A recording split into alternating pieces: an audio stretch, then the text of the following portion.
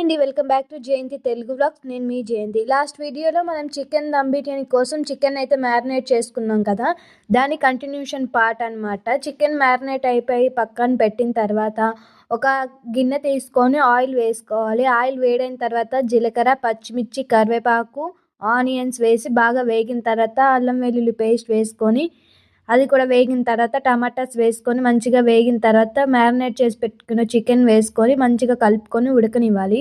ఇక్కడ చికెన్ 90% అయితే ఉడికిపోయింది. అది పక్కన పెట్టేసి రైస్ కోసం 1 లీటర్ వరకు వాటర్ వేసుకొని అందులోనే పచ్చిమిర్చి, కరివేపాకు, కొత్తిమీర, టేస్ట్కి సరిపడా సాల్ట్ వేసుకోవాలి. సాల్ట్ వేసిన క్లిప్ అయితే మిస్ అయిపోయింది. తర్వాత బిర్యానీ మసాలాలు వేసుకోవాలి.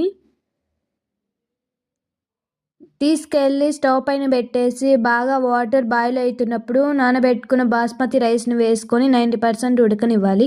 Continuation next part.